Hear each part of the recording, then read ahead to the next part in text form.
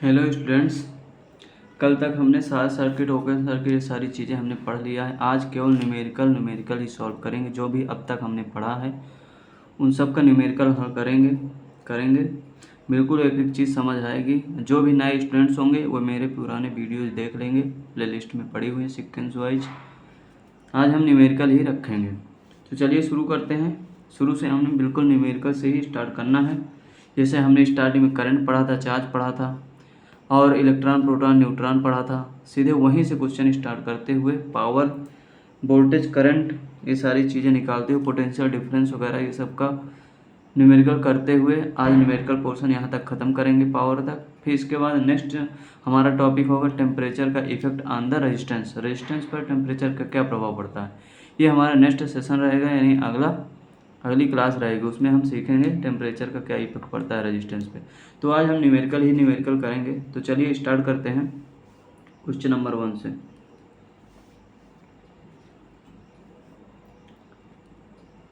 एक तत्व एल्यूमिनियम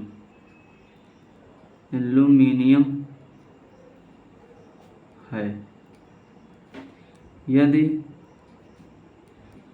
इसका द्रव्यमान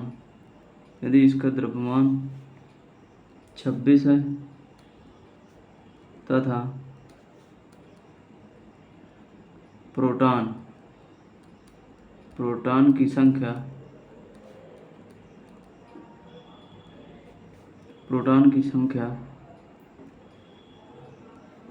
14 है, तो न्यूट्रॉन की संख्या ज्ञात करें। ये आपको सॉल्व करना है। मैंने इस टाइप के क्वेश्चंस बता दिए हैं। एटॉमिक स्ट्रक्चर से रिलेटेड है। कोई भी तत्व होता है मिनिमम छोटा से छोटा तत्व, उसको हम एटम बोलते हैं। फिर एटम से ही हमने एटॉमिक स्ट्रक्चर पढ़ा था। एटम में फिर इलेक्ट्रॉन प्रोटॉन न्यूट्रॉन होते हैं। फिर हमने एटॉमिक स्ट्रक्चर पढ़ा था, उसमें इलेक्ट्रॉन्स कहाँ होते हैं, न्यूक्लियस में क्या होता है, न्यूक्लियस में प्रोटॉन न्यूट्रॉन होते हैं, इलेक्ट्रॉन्स आउटर सेल्स में होते हैं। जितना इलेक्ट्रॉन जितनी आउटर सेल में होगा उसके पास उतनी एनर्जी होगी। ये सारी चीज़ें हमने पढ़ लिया था। तो इस क्वेश्चन को आप सॉल्व करेंगे। वीडियो को रोक कर आप सॉल्व करेंगे, नहीं बनता है तो फिर वीडियो को चालू करके देखेंगे। तो चलिए, एल्यूमिनियम है। हमेशा मैंने बताया था पिछली क्लास में, एल्यूमिनियम इसका द्रव्यमान 26 हमेशा ऊपर लिखते हैं द्रव्यमान। प्रोटॉन की संख्या यहाँ पे 14 दिया हुआ था, 14 नीचे लिखेंगे। मैंने बताया था ये जो मास होता है, ये मास यानी द्रव्यमान है। मैंने बताया था कि मास जो होता है यानी द्रव्यमान जो होता है वो प्रोटॉन प्लस न्यूट्रॉन का सम होता है, प्रोटॉन प्लस न्यूट्रॉन का योग होता है। तो यहाँ पर आप देखेंगे ये जो नीचे लिखा होता है इसको हम एटॉमिक नंबर बोलते हैं। एटॉमिक नंबर ये प्रोटॉन की संख्या को बताता है। किसको बताता है? प्रोटॉन की संख्या। अब P प्लस यानी इक्वल टू m होता है, यानी कि मास। P कितना दिया हुआ है, प्रोटॉन की संख्या कितना है 14, प्लस हमें न्यूट्रॉन की संख्या को फाइंड करना है। तो मास कितना दिया हुआ है 26। तो न्यूट्रॉन की संख्या कैसे निकलेगी? 26 माइनस का 14। तो न्यूट्रॉन की संख्या कितनी निकलेगी? 2 और 1 यानी 12। 6 में से 4 गए 2, 2 में से 1 गए 1, 12 संख्या होगी। न्यूट्रॉन की संख्या कितनी होगी? 12। ठीक, समझ में आया होगा। अब नेक्स्ट चलते हैं क्वेश्चन में। यदि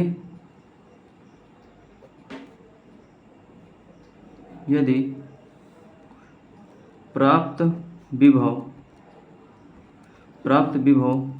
15 वोल्ट है तथा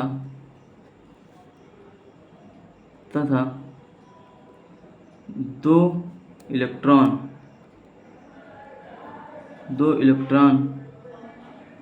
का प्रवाह या गति लिख दी है। गति होने में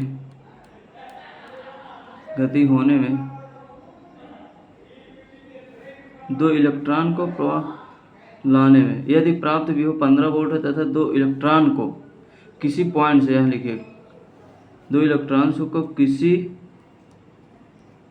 अनंत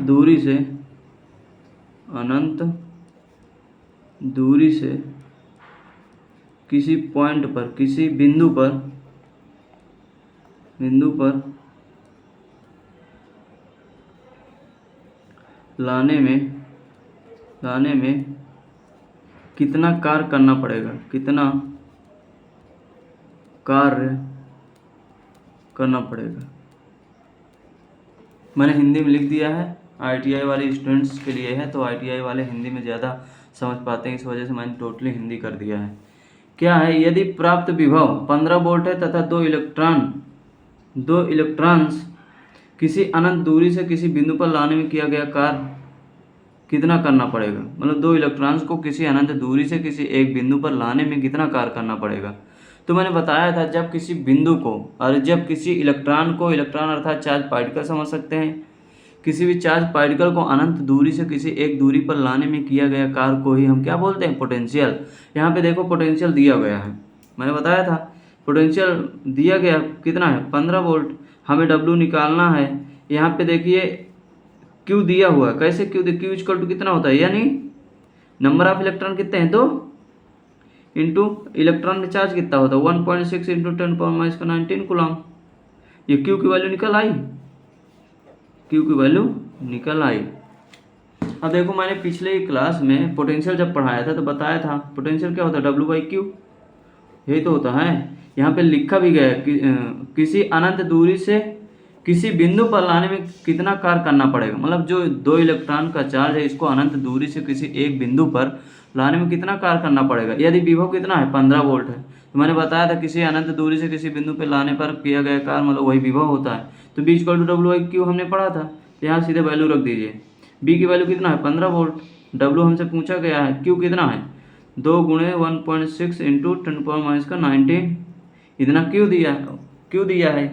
तो W आराम से निकल जाएगा। W = कितना होगा, 15 × 2 × 1.6 × 10⁻⁻19, इतना होगा। 15 दूना 30 × 1.6 × 10⁻⁹ 19।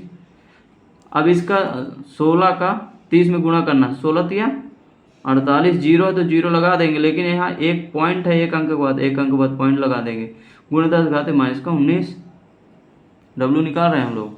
अब जब पॉइंट के बाद जीरो लगा होता है उसका कोई वैल्यू नहीं होती, तो 48 × 10⁻⁻19 जूल, ये हमारा आंसर हो जाएगा। बहुत क्वेश्चन आता है, इसको आप बिल्कुल माइंड में रखेंगे, ठीक है। ये हो गया पोटेंशियल से रिलेटेड। अब पोटेंशियल डिफरेंस से रिलेटेड कुछ क्वेश्चन करते हैं, ठीक है।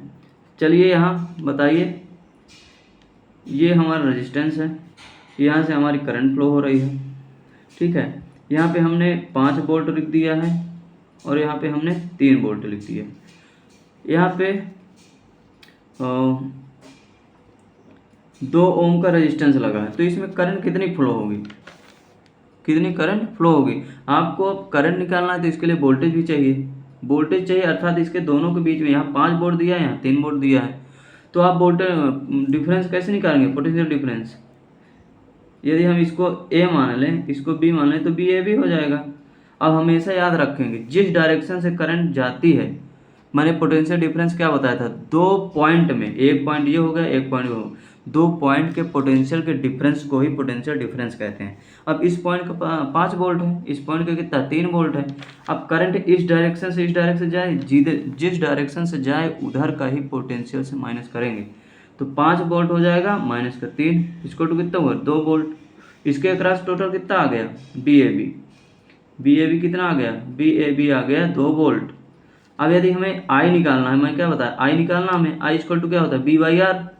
तो वोल्टेज कितना आया, इसके अक्रॉस, पूरे के अक्रॉस हमें फाइंड करना है, तभी हम निकाल पाएंगे।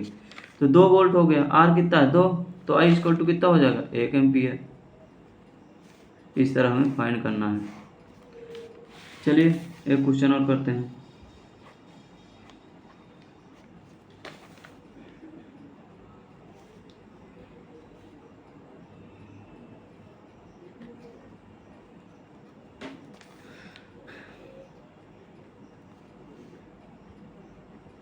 आप यहाँ बताइए करंट क्या होगी, फाइंड करंट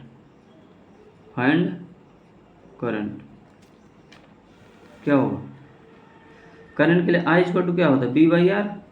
B इसके बीच का कितना है, वोल्टेज इसके क्रॉस कितना है आपको निकालना पड़ेगा। कैसे? यदि हम इसको ए पॉइंट मान लें, इसको बी पॉइंट, तो ये देख रहे हो करंट की डायरेक्शन किधर है, इधर बाएं साइड से राइट साइड की ओर, दाहिने साइड की ओर। तो इसी से हमें माइनस करना है, तो 3 माइनस 10 वोल्ट। ठीक है, यहाँ माइनस का होगा, ये पॉजिटिव टर्म है निगेटिव टर्म, यहाँ पे माइनस का है, तो माइनस का 10 वोल्ट हो जाएगा। तो कितना हो गया 3 प्लस का 10 अर्थात कितना हो गया 13 वोल्ट। समझ आया? 13 वोल्ट हो जाएगा। मैंने पोटेंशियल डिफरेंस होता है बी ए बी, यदि मैं निकालूं तो क्या होगा बी ए माइनस बी बी, यही तो होगा। तो बी ए कितना है 3 वोल्ट, माइनस बी बी कितना माइनस का 10 वोल्ट, माइनस का 10 लिख दिया। तो 3 माइनस और माइनस क्या हो जाता है प्लस, गुणे करने पर 10 हो गया, बराबर कितना 13 वोल्ट। ठीक, तो यहाँ पे 13 वोल्ट आ जाएगा। अब बी की जगह क्या लिखें 13 वोल्ट, आर कितना है 5, तो इससे सीधे आप भाग दीजिए, 5 दूना 10, 5 छक्का 30, मतलब कितना है 2.6 एम्पीयर आएगी करंट। ठीक, चलिए एक क्वेश्चन और करिए।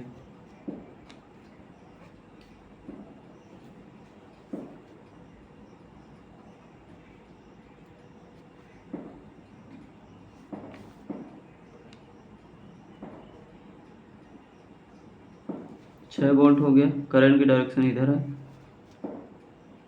इधर 4 वोल्ट कर देता हूँ। आप मुझे पोटेंशियल डिफरेंस बताइए, find potential difference, find potential difference. आप मुझे बताइए पोटेंशियल डिफरेंस क्या होगा। पोटेंशियल डिफरेंस मैंने बताया था जिधर से करंट की डायरेक्शन होगी उधर से ही हमें निकालना है। तो करंट डायरेक्शन क्या है, इस साइड से है। ठीक, ये पॉइंट हो गया एक हमारा, एक ये पॉइंट इधर से, यानी 6 वोल्ट, 6 वोल्ट होगा, माइनस क्या होगा 4 वोल्ट, कितना आ जाएगा 2 वोल्ट। ठीक,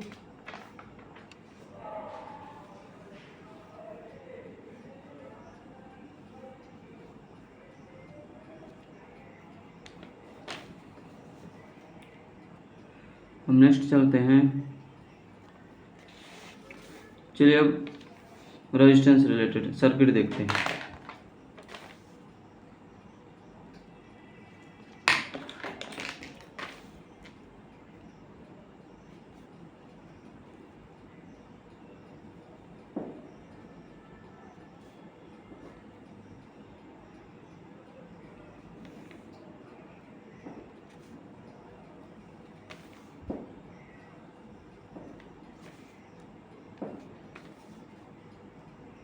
तीन ओम,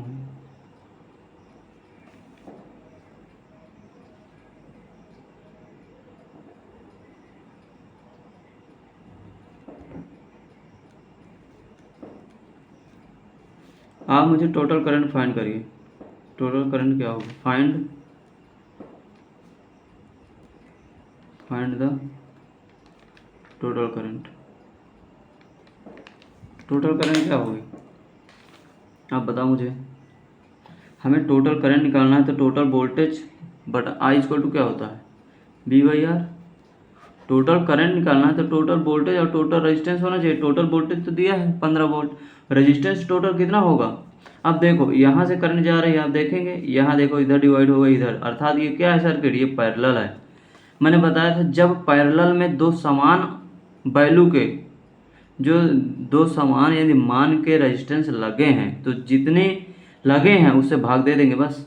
मैंने बताया था ना, जैसे समान वैल्यू के हैं तो आर इक्वल टू कितना, समान वैल्यू कितना 4। अब कितने लगे हैं 1 2, 2 से भाग दे दीजिए, कितना हो जाएगा 2 ओम हो जाएगा। ठीक, समझ में आया। अब इस दोनों को हमने कैलकुलेट कर लिया ज्ञान, तो कितना आया टोटल 2 ओम, इन दोनों को मिला के। तो अब दोनों को जब मिला दिए तो एक ही तो इधर से वायर बनेगी ऐसे, अब इसके साथ सीरीज में हो जाएगा। अब देखिए अगला सर्किट में बना देता हूँ, सोल्यूशन में मैं बना देता हूँ। वोल्टेज है यहाँ 3 ओम है। अब हमने क्या किया, इन दोनों सर्किट्स को मिला दिए तो एक ही रजिस्टर बना 2 ओम का। तो 2 ओम कैसे बन जाएगा, ऐसे बन जाएगा 2 ओम, 15 वोल्ट है, करंट ऐसे फ्लो हो रही है, 2 ओम का है। अब आप देख रहे हैं यहाँ करंट जो जा रही होगी वहाँ पूरी यही सर्किट में जा रही है यही, तो ये सर्किट कैसे हो गया सीरीज में। तो अब टोटल रेजिस्टेंस कितना हो जाएगा, टोटल रेजिस्टेंस 3 2 5 ओम हो जाएगा। तो करंट कितना हो जाएगा, बी बाई आर। बी कितना दिया है 15 वोल्ट, आर कितना है 5, कितना आ गई current, I equal to 3 ampere. ठीक, उम्मीद करता हूँ समझ आया। यदि समझ नहीं आता किसी को मैसेज कमेंट जरूर करेगा, दोस्तों तक शेयर कीजिए। जो भी स्टूडेंट्स देख रहे हैं वो चैनल को सब्सक्राइब भी करिए, प्लस लाइक भी करिए, दोस्तों तक शेयर भी करिए। जो टॉपिक समझ नहीं आता है, हिंदी इंग्लिश कुछ भी इशू है किसी प्रकार का, तो आप मुझे कमेंट कीजिए। ठीक है, चलिए आगे क्वेश्चन में चलते हैं। ये हो गया।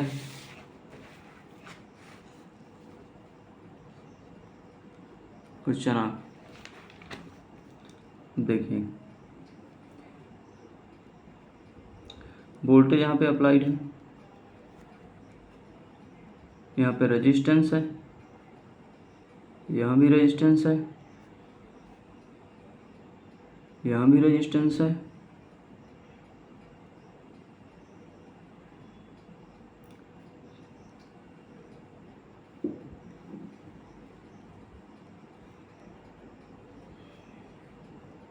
ये यहाँ कनेक्ट होगा।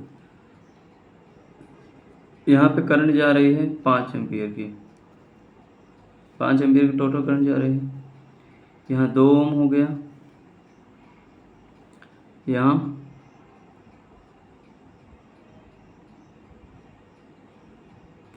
यहाँ 2 ओम हो गया, यहाँ 2 ओम हो गया, यहाँ 2 ओम हो गया, सारा 2 ओम का है। आप मुझे total voltage find the total voltage, find the total voltage. मैंने series combination parallel combination resistance का पढ़ा दिया है, उसी के ये क्वेश्चंस हैं आप जो सॉल्व कर रहे हैं। टोटल वोल्टेज निकालना है तो बी इक्वल टू कितना होता है आई आर। जब हमें टोटल वोल्टेज निकालना है, टोटल करंट तो दी हुई है 5 एम्पियर, तो टोटल यानी रेजिस्टेंस हमें फाइंड करना होगा। टोटल रेजिस्टेंस क्या आएगा, आप दिमाग लगाइए। अब यहाँ देखिए, ये करंट जा रही है, फिर देखो यहाँ बढ़ जा रही है, यहाँ बढ़ जा रही है, यहाँ बढ़ जा रही है, समझ रहे हो, यहाँ बढ़ गई। अर्थात जब ये तीनों में बढ़ रही है तो क्या होगा, ये तीनों पर कैसे होंगे, पैरेलल सर्किट हो जाएंगे। समझ में आ रहा कि नहीं, समझ में तो आ रहा होगा वैसे। देखिए यहाँ से ये करंट गई इधर, फिर ये इधर जाके इधर बढ़ गई, फिर ये इधर बढ़ गई, अर्थात ये यहाँ पे डिवाइड हो रही, करंट डिवाइड हो रही। तो क्या है, तीनों पैरेलल में है, पैरेलल में है। तो अब तीनों को जब हम पैरेलल का इक्विवेलेंट करेंगे, टोटल निकालेंगे तीनों का, तो कितना आएगा। मैंने बताया जब सेम वैल्यू के हों, जब सेम वैल्यू के हों तो उससे जितने भी लगे हैं उससे भाग दे देते हैं। तो इसका हमें फाइंड करना है, इसका तीनों कंडक्टर कितना आएगा। मेरे पास सेम वैल्यू का उससे भाग दे देंगे। सेम वैल्यू कितने, दो के हैं ना सब, कितने हैं 1 2 3, 3 है, 3 से भाग दे दीजिए, कितना आएगा 0.66। इतना आ जाएगा, भाग दे दीजिए, पॉइंट लगाएंगे तो 0 बढ़ेगा, यानी 20 बढ़ेगा, 20 हो जाएगा। 3 छंग 18, फिर 2 आ जाएगा, फिर पॉइंट लगा है तो 0 बढ़ेगा, फिर 6, तो 0.66 ओम आ जाएगा। अब इसका सिंप्लीफाई कर देते हैं, आगे कैसे बनेगा। ये वोल्टेज लग गया हमारा, यहाँ रेजिस्टेंस लग गया, इन तीनों के हमने सॉल्व कर दिया। सॉल्व करके कैसे बनेगा, ऐसे बन जाएगा, कितना 0.66 ओम, ये कितना है 2 ओम। यहाँ करंट कितनी जा रही है 5 एम्पियर जा रही है, हाँ ठीक है। अब देखिए, अब आप समझ पा रहे होंगे, यहाँ देखिए यही करंट जा रही है, ये जा रही है, ऐसे ऐसे, ये कैसे है सीरीज में। तो टोटल रेजिस्टेंस कितना हो जाएगा 2.66, भाई 2 में 0.66 जोड़ देंगे, 2.0 लिख सकते हैं, पॉइंट के नीचे पॉइंट लिखो, 6 स्क्वायर करो, यहाँ पे 0 लिख दो, यहाँ 2 अंक है तो 6 आ जाएगा, ये 2 उसी तरह, तो 2.66 आ जाएगा। अब हमें क्या निकालना, वोल्टेज। तो बी इक्वल टू फार्मूला लिखिए, क्या V equal to I R. तो आई कितना है 5 एम्पियर, आर कितना है, आर कितना है 2.66। इससे आप मल्टीप्लाई करवा दीजिए, 5 छक्का 30, 3 आया हाथ में, 5 छक्का 30 3 33, 3 आया हाथ में, 5 9 10, 10 3 13, 2 अंक बाद दशमलव है, 2 अंक बाद दशमलव है, इतना वोल्ट आ जाएगा आंसर।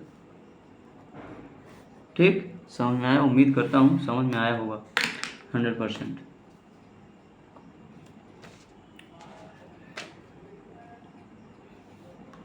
चलिए एक क्वेश्चन और कर लेते हैं। एक घर में ऊर्जा मापी, ऊर्जा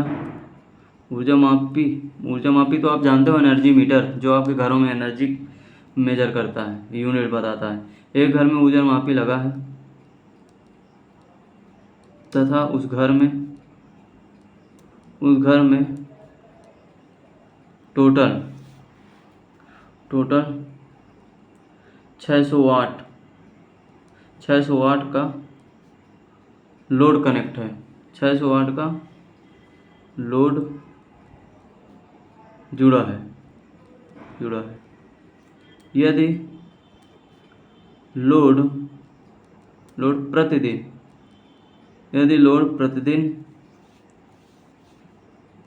4 घंटे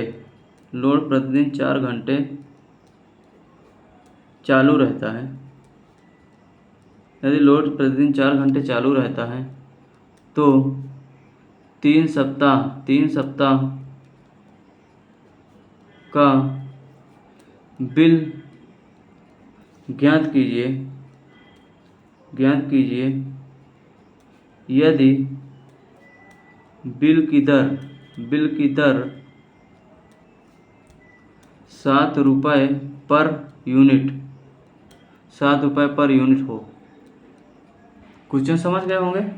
एक घर में एनर्जी मीटर लगा हुआ है, उस पर टोटल लोड कितना 600 वाट का लगा हुआ है। बल्ब, मोटर जो भी लगा है वहाँ पे, प्रेस हो गया, पंखा हो गया, ये सारी चीज़ें जो भी लगा है, टोटल कितने 600 वाट का लोड जुड़ा है। यदि लोड प्रतिदिन 4 घंटे चलता है तो 3 सप्ताह का बिल ज्ञात कीजिए यदि बिल की दर कितनी हो 7 रुपये पर यूनिट।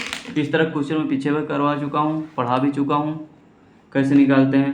देखो मैंने क्या बताया, जब एनर्जी मीटर की एनर्जी निकालते हैं, एनर्जी किस में निकालते हैं, यूनिट में, तो क्या होता है P इंटू टाइम अपन 1000, यही तो करते हैं kWh। 1 kWh बराबर 1 यूनिट होता है। ठीक है, P कितना है 600 वाट। टाइम क्या है 4 घंटे चल रहा है, लेकिन हमें निकालना कितने का है 3 सप्ताह का। एक दिन में 4 घंटे चल रहा है तो एक सप्ताह में कितना चलेगा 4 घंटे, एक सप्ताह में 7 दिन होते हैं। ठीक, तो कितना 28, यानी एक सप्ताह में कितना चलेगा 28 घंटे। यदि एक सप्ताह में 28 घंटे चल रहा है तो 3 सप्ताह में कितना चलेगा 28 गुणे 3। समझ आ रहा है, 4 घंटे चल रहा है पर डे, 3 सप्ताह चलता है। ठीक है, यदि 4 घंटा पर डे चल रहा है, यानी एक दिन में 4 घंटा, तो एक सप्ताह में कितना चलेगा एक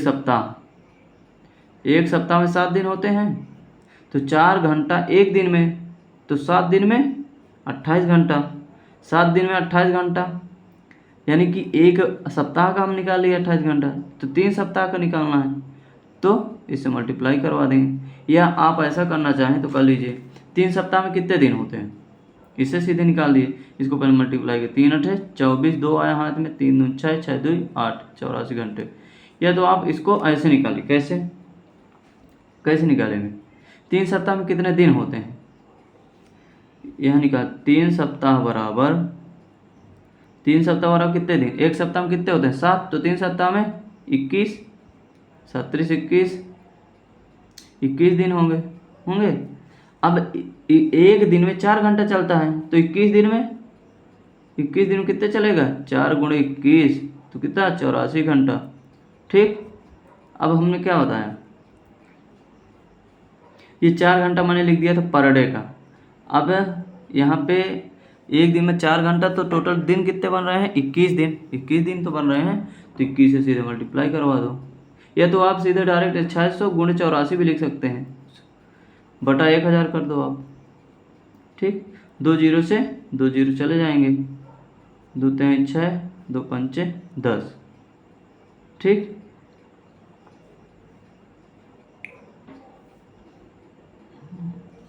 अब देखिए 21 चौक 84 और 84 तिरको कितना होगा 84 गुणे 3 बटा 5, कितना आएगा 3 अट्ठे नहीं 3 चौको 12, 3 चौको 12, एक हाथ में 3 8 24, 24 1 25, 25 बटा 5, 5 से भाग दीजिए, कितना आएगा 5 से काटिए 5 5 25 और 25 हो जाएगा, दशमलव जीरो पर ऐसे देखिए, 25 जीरो कट गया, भाग न खाए लफ्ज़ सुन, यहाँ 2 का उतारा आ जाएगा तो जीरो बढ़ा देंगे, 5 को 20, कितना है 50.4 यूनिट। इसका मल्टीप्लाई करवाएंगे कितना ही है, 5 को 20, 2 5 0 0 2 5 5 25, 252 ही आ रहा है। ठीक है, तो कितना यूनिट बना, यूनिट इक्वल टू 50.4 यूनिट बना। Total payment, total bill, total bill कितना होगा 50.4, एक इतने यूनिट है, एक यूनिट कितना लग रहा है 7, तो यूनिट कितने हैं 50.4 यूनिट, एक यूनिट का 7 है, तो ये 50.4 यूनिट का यदि हम ज्ञात करना है तो मल्टीप्लाई करवा देंगे। ठीक है, जैसे एक यूनिट का 7 है, 2 यूनिट का कहाँ होता 14, 3 यूनिट का तो 7 1 21, उसी प्रकार 50 यूनिट का तो 7 से मल्टीप्लाई करवा देंगे।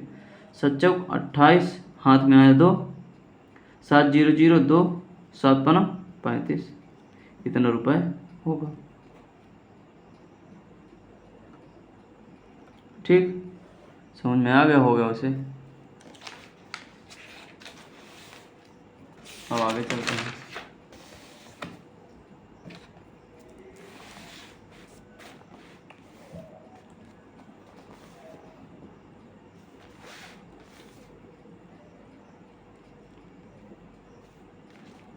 पावर का होगा, पोटेंशियल का भी हो गया।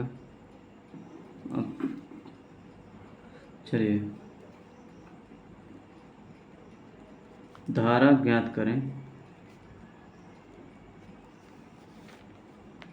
यदि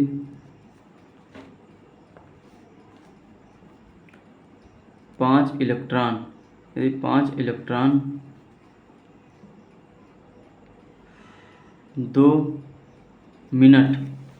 2 मिनट के लिए प्रवाहित हों, धारा ज्ञात कीजिए यदि 5 इलेक्ट्रॉन 2 मिनट के लिए प्रवाहित हों। ठीक है, धारा क्या कैसे ज्ञात कर, आई इक्वल टू क्या होता है Q by T, Q equal to क्या होता है मैंने बताया था, क्यू इक्वल टू यानी बताया था पिछली क्लास में, तो यहाँ पे यानी रख दीजिए upon T. Number of electron कितने 5, ई क्या है नंबर ऑफ इलेक्ट्रॉन, ई क्या है एक इलेक्ट्रॉन का चार्ज कितना होता है 1.6 गुणा 10 घात -19 बटा टाइम कितना दिया है 2 मिनट, लेकिन आपको पता है पर यूनिट टाइम सेकंड में होता है।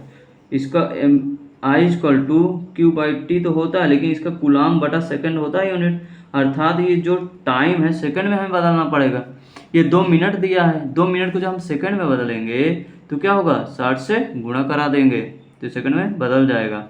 अब देखिए इसको सॉल्व कर लीजिए, कैसे सॉल्व करेंगे, 2 अट्ठे 16.8 आ गया। ठीक, यहाँ से यदि हम पॉइंट हटा देते हैं तो यहाँ 0 बढ़ जाएगा, तो 8 40 गुणे 10 घाते -19 बटा 600। ठीक, अब इसको 2 दूना 4 2 3 6, ठीक है, यहाँ 0 से 0 काट दीजिए, क्या हो जाए 2/30 गुणे 10 घाते -19 हो जाए। अब इसको यदि हम 0 को ऊपर ले जाते हैं तो 2/3 गुणे 10 घाते -18 हो जाएगा, नहीं -20 हो जाएगा 20।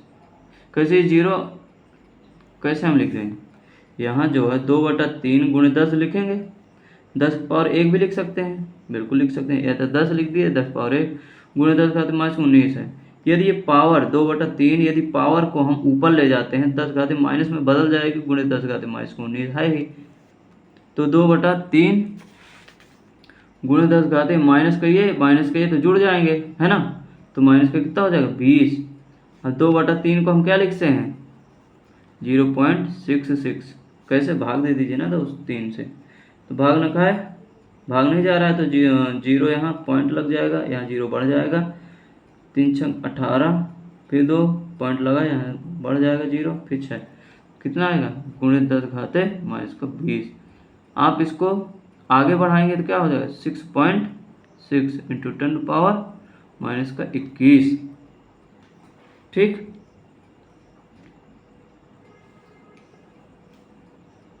ये हमारा क्या आ जाएगा, एम्पियर करंट आ जाएगी। समझ आया। आप यहाँ बहुत गलती करते हैं, यहाँ टाइम लिखा है 2 मिनट तो आप सीधे 2 मिनट लिख देंगे, यहाँ गलती होने का बहुत चांस है, इसलिए मैंने इस टाइप का क्वेश्चन करवाया है। चलिए आगे चलते हैं क्वेश्चन में। यहाँ पे रेजिस्टेंस लगा है, यहाँ भी रेजिस्टेंस लगा है, यहाँ ये सर्किट है, यहाँ भी रेजिस्टेंस लगा है, यहाँ वोल्टेज ये है, यहाँ से करंट जा रही है आई, यहाँ 20 वोल्ट की बैटरी लगी हुई है, यहाँ 2 ओम हो गया, यहाँ 3 ओम हो गया, यहाँ भी 3 ओम हो गया। अब मुझे करंट निकाल के दिखाइए।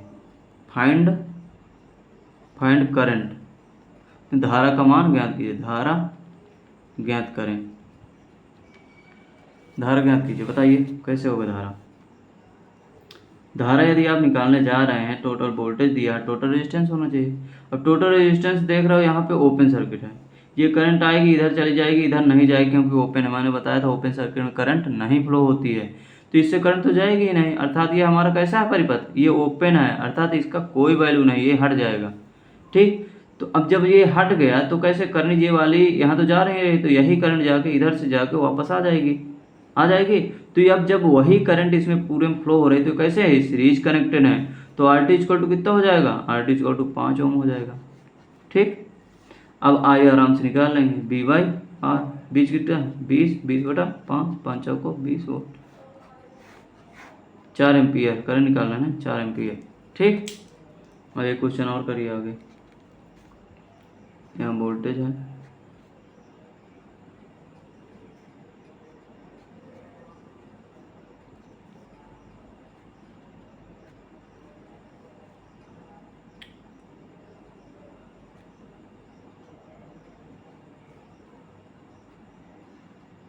जी यहाँ पर 5 वोल्ट दे दीजिए,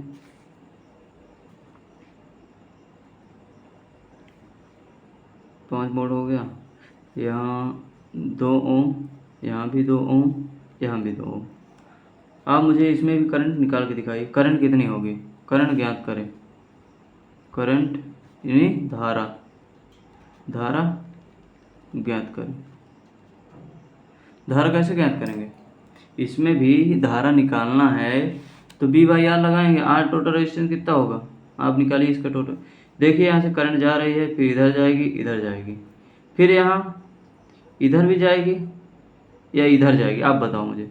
देखो अब यहाँ पे एक ट्विस्ट है, क्या ट्विस्ट है, यहाँ 2 ओम का रेजिस्टेंस लगा, यहाँ कोई भी रेजिस्टेंस नहीं लगा, कोई भी रेजिस्टेंस, अर्थात यहाँ पे कोई बाधा ही नहीं है। रेजिस्टेंस क्या करता है, रोकता है करंट को, तो करंट को जब रोकेगा तो वो करंट ज़बरदस्ती नहीं जाएगी कहे, क्योंकि यहाँ पे सिंपल रास्ता है, यहाँ पे कोई है ही नहीं, वो सीधे अपना पाथ यहाँ से आए क्या करेगी, यहाँ से फ्लो करे। इसी को कहते हैं short circuit path, short circuit लघु पाथ है भाई। यहाँ पे ओम रेजिस्टेंस लगा है, ये करंट को रोकेगा, तो करंट रोकेगा जब यहाँ पे कुछ भी नहीं लगा है, तो यहाँ करंट सीधे साए से सीधे इधर स्पीड से निकल जाएगी। ठीक, करंट इधर भी आएगी, इधर नहीं आएगी, इधर भी जाएगी लेकिन इधर नहीं आएगी, क्यों, क्योंकि यहीं से तो शॉर्ट हो गया है, यहाँ से करंट आएगी आएगी आएगी, ये देखेगी कि यहाँ से यार रास्ता बहुत सटीक है, बिल्कुल शॉर्ट रास्ता, तो शॉर्ट रास्ता ये निकल के सीधे यहाँ से सर्किट में वापस आ जाएगी। तो ये रेजिस्टेंस हमारा काउंट नहीं होगा, क्यों नहीं होगा, क्योंकि इसमें करंट फ्लो ही नहीं करेगी। क्यों नहीं फ्लो करेगी, क्योंकि यहाँ से सर्किट हमारा क्या हो जाता है, शॉर्ट हो जाता है। हमेशा करंट मैंने बताया शॉर्ट सर्किट पाथ को ही फॉलो करती है, धारा जो होती है लघु पथ को ही फॉलो करती है, लघु पथ को ही अनुसरण करती है, लघु पथ से ही जाती है। ठीक है, तो इसका कोई महत्व नहीं रहेगा, कोई जब इसका महत्व नहीं रहेगा तो सर्किट कैसे बनेगा। सर्किट ये वोल्टेज है ऐसे, ये ऐसे रहेगा, ये यहाँ पे रेजिस्टेंस लगा है, यहाँ पे इसका कोई महत्व नहीं तो इसको हटा देंगे, तो ये तार सीधे वायर जो लगी है ऐसे होके ऐसे हो जाएगी। यहाँ पे 5 वोल्ट का लगा है, वो वोल्टेज 5 वोल्टेज है, यहाँ से करंट जा रही है आई, यहाँ पे 2 ओम मैंने कर दिया, यहाँ भी 2 ओम। अब ये बताओ ये दोनों कैसे कनेक्टेड है। पिछले क्लास में मैंने बताया यहाँ करंट डिवाइड हो रही है, इधर भी जाएगी इधर भी जाएगी, अब इधर जा रही है, इधर भी जा रही है, तो इसका मतलब डिवाइड हो रहा है। डिवाइड होने का मतलब क्या है? पैरेलल है। पैरेलल मतलब समांतर क्रम में है। ठीक, समांतर क्रम में है। मैंने बताया था जब दो समान समान वैल्यू के, समान मान के रेजिस्टेंस पैरेलल में लगे हों तो जितने भी लगे होंगे उसे भाग देंगे। तो आर टी इक्वल टू कितना होगा? 2। मान कितना है? 2 है। मान लिख देता हूँ मैं। मान कितना है? 2। कितने लगे हैं? 2 लगे हैं। 2 लगे हैं, 2 ही तो लगे हैं। जितने लगे होते हैं उससे भाग दे देंगे। तो आर टी इक्वल टू कितना निकलेगा? 1 ओम। 1 ओम ही तो निकलेगा। या तो आप उस तरह कर सकते हैं जैसे मैंने फार्मूला बताया था, 1/R1 प्लस 1/R2 1/RT बराबर, ये बताया था। इससे आप 1/2 प्लस 1/2 करेंगे तो भी वही आएगा, 1 ओम ही आएगा। या तो आप R1 इंटू R2 अपन R1 प्लस R2 कर दीजिए, ये भी मैंने बताया था RT इक्वल टू, इससे आप कर लीजिए। लेकिन ये वाला जब समान वैल्यू को आ रहे हैं 3 4 5 10 कितने भी लगाएगा तो उससे सीधे भाग देंगे, सिंपल पड़ जाएगा। यदि आप 10 लगा दिए तो 1/R1 1/R2 1/R3 बहुत लंबा क्वेश्चन फिर खींचना पड़ेगा, कैलकुलेशन बहुत बढ़ जाएगी, टाइम वेस्ट हो गया मतलब। इसलिए समान वैल्यू के 10 हो चाहे 15 चाहे 20 सीधे भाग दे देना है, तुरंत आंसर आ जाएगा। ठीक है, अब आई निकालना तो क्या होगा? 5/1 कितना होगा? 5 एम्पियर। ठीक, उम्मीद करता हूँ समझ आया, क्लास समझ में आई होगी। अब यहीं से हम न्यूमेरिकल्स का पोर्शन ख़त्म करते हैं। शॉर्ट सर्किट हमने पढ़ लिया है, ओपन सर्किट भी पढ़ लिया है, क्वेश्चन भी लगा लिया है, पावर के भी क्वेश्चन हमने लगा लिए हैं, और करंट, वोल्टेज, पोटेंशियल, ये सब चीज़ के क्वेश्चन हमने सॉल्व कर लिए हैं। अब आपको कोई दिक्कत नहीं, उम्मीद करता हूँ मैं। इसके बाद नेक्स्ट क्लास हमारी होगी टेम्परेचर का रेजिस्टेंस पर क्या प्रभाव पड़ता है, ये वाली हम क्लास पढ़ेंगे कि टेम्परेचर कैसे बदलेगा। यदि कोई कंडक्टर धूप में रखा हुआ है तो उसका टेम्परेचर बढ़ने से रेजिस्टेंस उसका बढ़ेगा कि घटेगा, क्या प्रभाव पड़ेगा, ये सारी चीज़ें हम कल पढ़ेंगे। ठीक है, फिर उसके बाद KCL KVL में सीधे आ जाएंगे हम लोग। तो क्लास कैसी लगी आप लोग कमेंट में ज़रूर बताएं। कोई दिक्कत परेशानी हो, हिंदी इंग्लिश कुछ भी दिक्कत हो तो आप मुझे कमेंट करेंगे। दोस्तों तक शेयर भी कर दीजिएगा, यदि आपकी इच्छा हो तो क्लास अच्छी लगे तो शेयर करिए और लाइक भी करिए। थैंक यू, मिलते हैं नेक्स्ट क्लास में।